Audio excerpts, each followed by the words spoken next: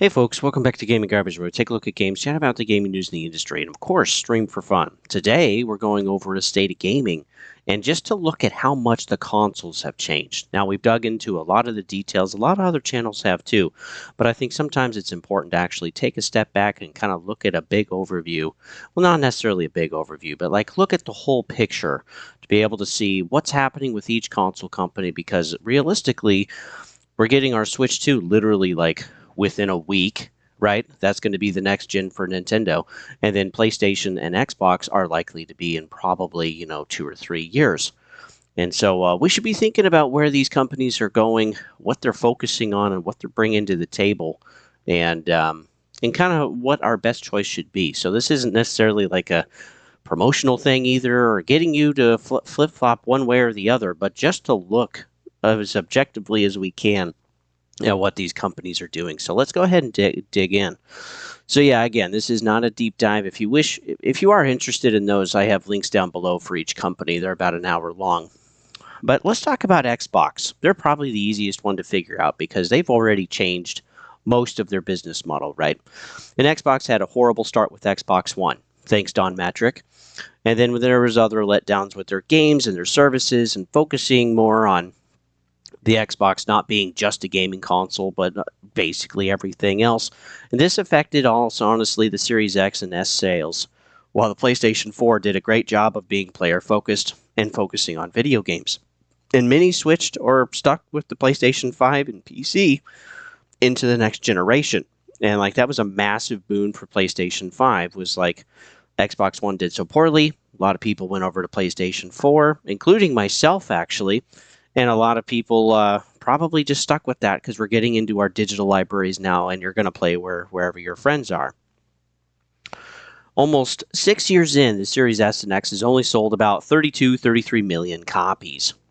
Xbox MAUs, though, are still actually pretty high. Just from the beginning of 2024, Nadella said, the president of Microsoft, said that Xbox roughly had 200 million monthly active users, which was Xbox, PC, and mobile. And this probably was also some of PlayStation, though maybe not a ton, right? Because there wasn't this big push yet.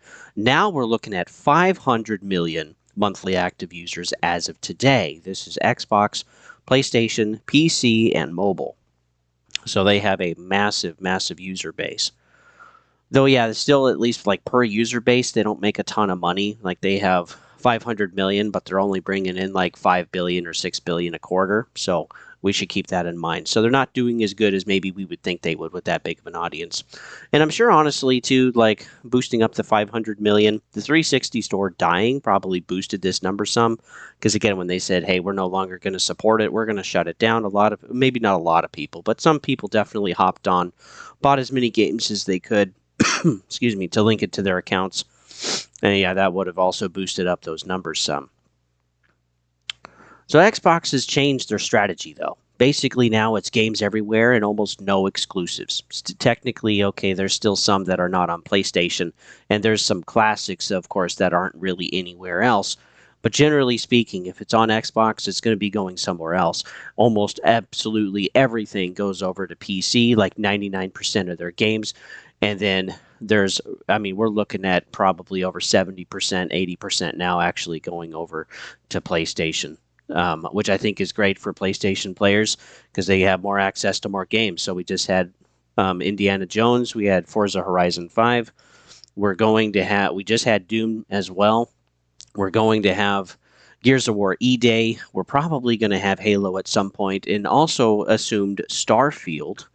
And we also got confirmation, too, that Hellblade 2 is going to be coming actually this summer. And so, yeah, the strategy is now just putting the games everywhere. It's also been focused on just Game Pass, being able to have access to tons of games, not just first party, but also third party as well. There's already over 500 games on Game Pass Ultimate that you can have access to, and a lot of those games come every week, day and date for first party, and even day and date for some of the third party stuff as well. Game Pass on PC is also focused with over 400 games with basically the same Same type of idea at a cheaper price point. It's not complete, doesn't exactly have all of the features like Ultimate does on console, but it's pretty close. And for $12 a month, that's pretty dang cheap to basically play a ton of games every week. There's also streaming. Okay, they're focused on streaming, not just streaming all of your Game Pass stuff, but also, even though it's paywalled, which is unfortunate, being able to stream your library. So they got 1,000 games of your library now that you can actually just stream and don't have to download, which means you can basically take it on the go and you can play it on your mobile phone. You can play it on your tablet. You can play it somewhere else. And that creates some really good accessibility. There's also new partnerships with Xbox, with Sega, Square Enix, and Ubisoft, again, of bringing games and IPs to the platform and ultimately also bringing it over to PlayStation and PC. Xbox 2 has been buying studios for roughly the last 5 years. They bought ZeniMax, Bethesda, and Activision Blizzard King. Those were some of their biggest acquisitions. Excuse me. And so far, all of this is working. Revenue is accelerating. Xbox is the biggest publisher on Xbox and on PlayStation. Third party is also bringing more games to Game Pass and also increasing the value pretty much every month. Like we know we're supposed to get Onimusha Way of the Sword and also Ninja Gaiden 4. And these are projects that they've supported and paid for.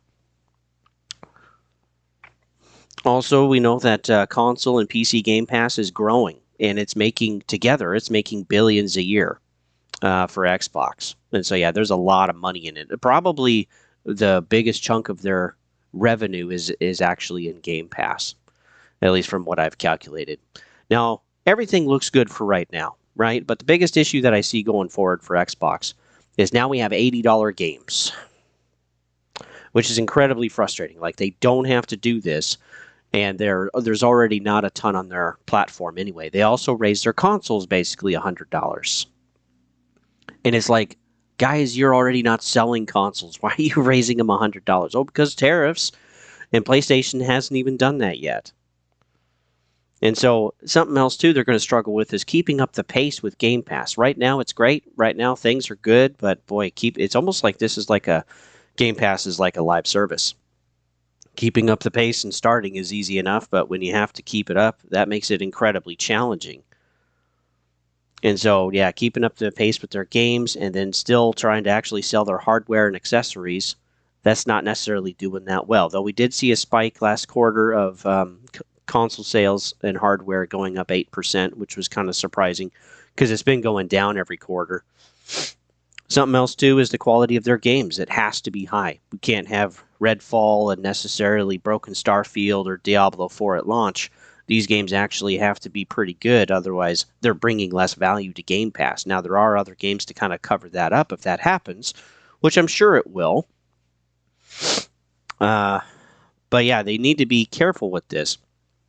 They actually need to be bringing value because some of the stuff that they've sent over to PlayStation hasn't sold well at all. Just maybe a few 100,000 copies or maybe even less than that. And so they need to be able to ensure quality of all of their games and projects to maintain the value of Game Pass. And also, to make sure the third parties are doing their job that they're funding. Because ultimately, if it gets too iffy or has too many issues too many times, then Game Pass is going to be in trouble eventually and people are going to lose their trust with it. Also, I think the next console, of course, we've heard is going to be heavily focused on AI upscaling. It's probably going to have Copilot, which they've already introduced with the current system, and looks like a Steam library. So there's going to be a lot of stuff going on there. We're also going to be expanding probably streaming backwards compatibility. So like what they did with the Retro Classics. Excuse me. Which is kind of cool to see. The Retro Classics of Activision were actually pretty neat from the late 70s and early 80s. But there's going to be a lot of stuff that they're going to be integrating that isn't really going to be necessarily real. So the Steam library is going to be pulled from somewhere else, right? It's not going to necessarily be on your hard drive or whatever. That might be streamed to you. And then the AI upscaling and then the Copilot to be able to have help, which is another just software thing. And then expanding streamed capability of probably backwards compatibility, that's going to be another thing. So there's going to be a lot of stuff with the next Xbox where the focus is going to be artificial performance and streaming capability instead of actually running stuff off of your box. And that's going to be pretty interesting going forward. And hopefully they don't mess that up, because technically it could just be a update issue and then it just completely screws your whole console, because not much is really native anymore. Do I think it's going to have a disk drive? Yes, I do. Same with PlayStation 6. I think it's going to have a disk drive, at least an option. And then we know, too, there's also a gaming option for handheld at some point that Xbox is working on. We already got to see some leaks with the basically ROG Ally version with an Xbox button. And so, yeah, we'll see how things go. Yeah, but, yeah, right now all of their eggs are in Game Pass, and, yeah, they can't mess that up. Let's talk about PlayStation. So they've been putting their games in more places lately, and their exclusivity is weakening. Games used to take years to go over to Steam, like 3 or 4 years, like God of War #1, for example, the reboot. Now it takes 12 to 15 months, and sometimes it's on day one, which is also surprising. And they've kind of been moving the goalpost, and again, if they can make more money, they would like to be able to do that. The games that can run are also going over to Switch 1 as much as they can. We'll probably see more, honestly, in Switch 2. PlayStation never used to go over to Nintendo, like ever. And now we're starting to see that change. PlayStation is even leasing IP over, like Hot Shot Golf and Patapon, over to Nintendo, which we've also never seen that before either. We're also getting more remasters on PlayStation than actual first-party games, which is kind of crazy. So we had Days Gone. We've also had multiple remasters the last few years of The Last of Us. And I'm sure we'll probably see... Oh, and we also had Horizon Zero Dawn remaster as well. But their actual, like, first party from their own studios hasn't been hitting very well. And Jim Ryan, before he was basically fired with his live service idea, live service has basically failed over there. And then on top of that, there's also Marathon and Fair Games as well. Like, really none of their live service games, except for Destiny 2 and Helldivers 2, are basically playing. And Helldivers 2, again, they didn't even make. That was Arrowhead. So many live service games have actually been canceled. It's crazy. We're almost at $1 billion. And at this point, if Marathon and Fair Games fails, that's going to be several more billion. That's just going to be going down the drain. Also, there's a lot more third-party publishers saying no to exclusivity. Latest is now Arrowhead, saying that made Helldivers. They're saying that their next game is going to be self-published. So, yeah, basically, Sony can't restrain them because they want to be able to sell on Xbox. Maybe even be able to get it to Game Pass. PSN is also having trouble growing. So they've started adding more and even more newer titles and older classics to draw in more players. And that's bumped up a little bit, but again, they finally just hit 50 million after like several years of being stagnant. And basically, this is what Game Pass is at right now. It's around 50 million between PC and console. So we're seeing, too, a big slowdown in console sales lately. There's a sale actually going on right now for the Days of Play for 2 weeks. It is regionally based, so make sure to check your area. Yeah, it's not just games. Excuse me. It's consoles, accessories, all sorts of stuff. Go ahead and check it out if you're interested. But going forward, Sony in their last earnings call said that they're going to be looking at monthly active users just like Xbox does. Because, again, their consoles are not selling enough, and they're wanting to focus on good news. And even when we take a look at what PlayStation revenue is going to be doing, their projections are actually going down every year through 2028. So 2029, we can't see yet because they don't have a projection, but maybe that's when hopefully things actually start heading up. But yeah, total revenue keeps going down from here on out for the next 3 years. Well, including 25. So, yeah, the next 4 years, which is really surprising. And it's not like it's massive drops, but it's little teeny drops every single year. And that is not what you want to see in a company. Biggest issues, I think, going forward is, having content to sell right now. Making PlayStation Plus more valuable. The majority sits on multiplayer only, not in their higher tiers. And out of their 50 million, only like 15 million are actually paying for PlayStation Plus or PlayStation Premium. The rest, 30 plus million, are just buying the multiplayer. Also not charging $700 for an upscaler. I think that was a really bad move. And we know that PSSR 2.0 is coming, but is it going to be an update, or is it going to be for the PlayStation 6, or maybe for their handheld? is that going to be integrated? We don't know. But they need to actually, if this is going to be a big focus to sell their console and to push devs into making updates for their games so that PSSR works as an upscaler, then they need to make it more accessible. They really need to stop creating barriers. So like the PlayStation Network requirement for Helldivers, the upscaler behind the Pro, which was $700, which is probably going to be more now because of tariffs. They'll also need to stop paywalling their backwards compatibility. Just let it be accessible. If you buy the game, you can play it, and allow people to buy the game and play it. That would be great. But instead, their backwards compatibility list is basically behind PlayStation Plus or PlayStation Premium. PlayStation Premium has the fullest list, of course, and they are still adding to those, starting to create that value. But who wants to pay $170 per year-ish to be able to play some old games that you're only going to play a little bit, most likely? PlayStation 2 also keeps having really big hacks. The last one that they had was multiple days, and they didn't say anything about it. We never got a response or an answer as to why. PlayStation 4 was honestly a great generation for them, and PlayStation 5 has been a horrible layup, unfortunately. Next console, I think, will focus, again, primarily on the upscaler. But yeah, they need to find their identity again. I think that's the biggest issue that PlayStation has right now. They also know, too, that there is going to be a handheld that, if honestly, they want to keep exclusives and stay exclusive and be seen as a premium product, then they need to have better content. Because right now their whole live service gambit has been a complete joke, and they're still pushing on this. And whatever companies or studios are working on now in-house, well, a lot of stuff was canceled in 2024, and let's say Astrobot was roughly about 3 years. So we're not going to be seeing anything until 2027. That's also when Intergalactic is going to be coming. We don't know of any actual God of War, Legend of Zelda, or that's the other console, or like Gran Turismo 8 or any of these other IPs. They just haven't been announced, unfortunately. So yeah, they really need to have content coming out the gate instead of relying on third parties so much. So yeah, again, even looking at their projections, we already talked about that. And something too is like Sony used to be on top for a lot of stuff, like TVs, but now it's LG and Samsung, and Panasonic is back, and there's also Vizio. And Sony's not on top anymore for TVs. Sound systems, Sony also used to be on top. I remember that as a kid. Now it's Samsung, Bose, JBL, LG, and Beats. And again, Sony isn't on top. Movies, they usually gross less every year or become stagnant in their growth for their movies. In the last few, Madam Web, Craven, and Venom 3 haven't really gone over that well. Venom 3 actually did sell pretty well globally, but like the other two, they're just awful. And so ultimately, if they're not on top for TVs and sound systems and movies, Sony can't lose PlayStation.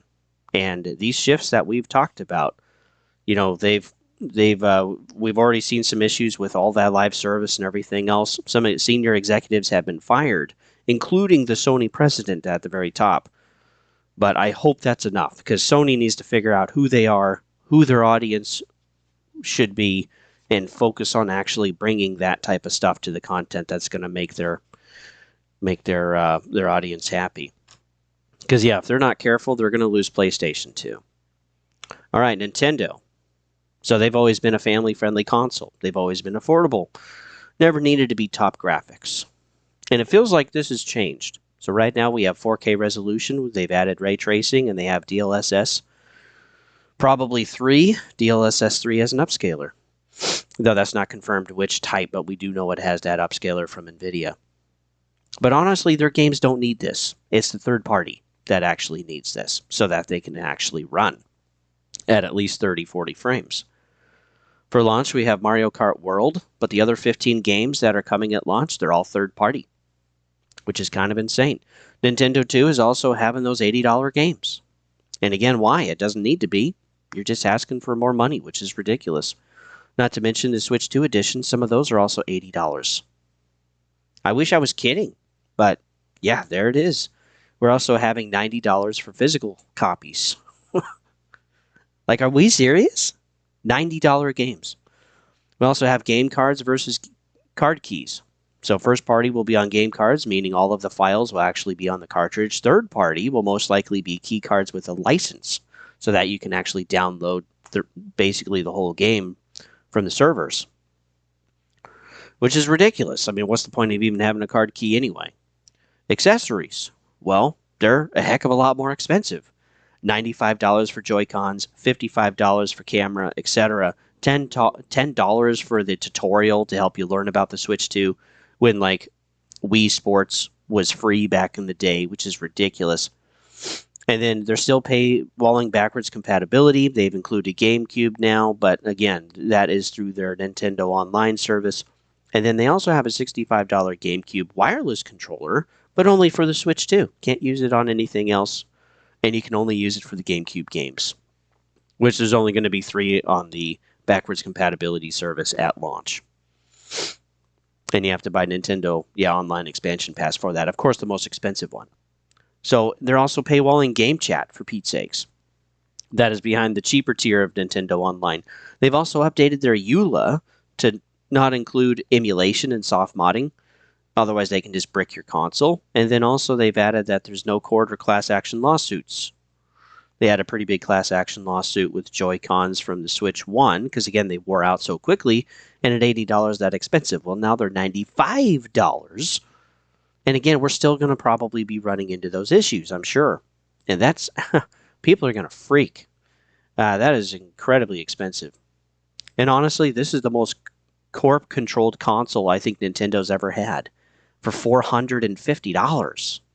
I mean, this just seems like it's getting ridiculous. Like, that's literally the Switch 2 in a snapshot.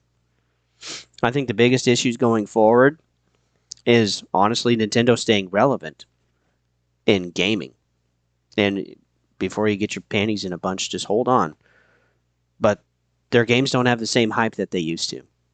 Most expensive accessories and most expensive games right now at $90 for a physical copy for some. Excuse me. They're paywalling Game Chat. They're paywalling it also their backwards compatibility too. Their big push for launch is third party. They don't even have their own stuff. They have Mario Kart Worlds coming at launch, and then a month later, Donkey Kong Bonanza. And that's basically what we have for release dates right now. And to the third-party games, Nintendo's going to be the worst place to play them. You'd rather play them on PC, you'd rather play them on PlayStation or Nintendo, or Xbox. But yeah, not Nintendo. They also have an aging player base. That's a problem. There's a ton of people that are in their 40s and 30s playing games, and they have a very small amount of actual kids and minors that are actually playing on their Switch. And so, yeah, they're not bringing the new generations in. And the generation they do have, the bulk of it is in their 30s and 40s and continuing to age. So, yeah, that is a long-term problem that they do have to figure out. Also, 14% of their Switch 1s never turned on last year in 2024. So not only is their player base aging, but their player base is going and playing somewhere else, playing on something else. Because again, most of us, we're probably going to play our games to some degree. But if we never even need to turn on the console for anything, it just sits there. Might as well be bricked anyway. And that's crazy. 14%, that's way bigger than I expected. So yeah, Nintendo isn't capturing the next gens. And the current gens, they're kind of leaving. And so we'll see how the Switch 2 sells. Also, too, the lack of affordability with the Switch 2. That's going to hurt them as well. The value is hard to see. Roughly, I think the Switch 2 is going to sell about 100 million consoles, which will still be pretty good, but that'll be 50 million less than the Switch 1. And let's say we get to the Switch 3.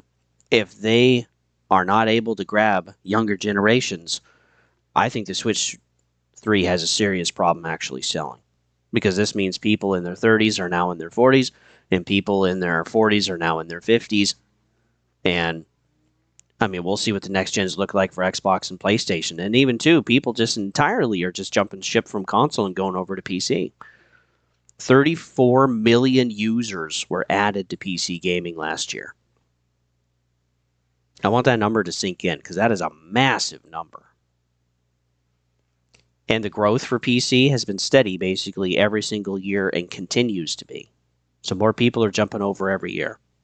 So console, just in and of itself, has a really big problem. But ultimately, Nintendo needs to stay affordable and either catch up. Yeah, well, excuse me, I said it wrong. Nintendo either needs to stay affordable so that they can continue to sell stuff, or they need to catch up to the other generations, which it looks like that's actually what they're doing. With the 4K, with the upscaler, with Game Chat, they're trying to actually catch up and compete. But when you look at their price versus what you're getting versus the games that they have coming, it would be fun to play those games. But again, more people are excited for Doom. More people are excited for Grand Theft Auto 6. More people are excited for Ghosts of Yotei, or like their next God of War or something. That's where players are going to be. And those are the consoles that players are going to buy. And it's kind of crazy when you step back and look at all of these consoles. It's kind of harder to actually see why you need one. And this is where I really want us to think about and focus on. It's like with Xbox, well, you don't need an Xbox. You can go to PC, you can stream everything, you can even just stream it on your TV. No console needed at all, just a controller. When you look at PlayStation, their whole live service thing, all of their eggs were in that basket, and the basket fell and all the eggs are breaking. And I mean, it's bad. Potentially losing billions, that's a huge problem. That's why everybody was fired. When you take a look at Nintendo, looks like they're trying to catch up. But it kind of feels ridiculous at $450. It kind of looks ridiculous when games are $80, $90 for physical. It kind of looks ridiculous when your controller is $95. When they want you to spend $55 for a camera, $65 for a GameCube wireless controller that you can only use on your Switch 2 for 3 games. This is the state of our current console generation. Consoles themselves look like they're failing. And going forward, everyone's got to choose where they're going to be. And I think for some, that's kind of a tough option right now. But if you have friends that you play with, if you have family members that you play with, I would get together and be like, hey, which one are we going to focus on? Because the next-gen consoles, they're probably going to be like $700. Xbox and Nintendo has $80 games, which is ridiculous. And PlayStation probably isn't far behind. I think after this sale, I think they're going to raise prices later this year. Because again, whatever the tariffs do affect, if they do affect the companies at all, has got to be affecting PlayStation as well. So with that, folks, thanks for tuning in. You can always find me at Gaming Garbage 22 over at YouTube. Don't also forget over at Twitch, Don't Tread on Thee. And when I'm not doing news or like deep dives like this, when I'm just playing video games, I'll chat with you guys. Absolutely. And hopefully you guys are doing well. Boy, enjoy the summer. It's almost here. We're almost out of school, most of us. And yeah, plan some good things for your summer. Make some memories. And with that, folks, we'll see you guys on the next one.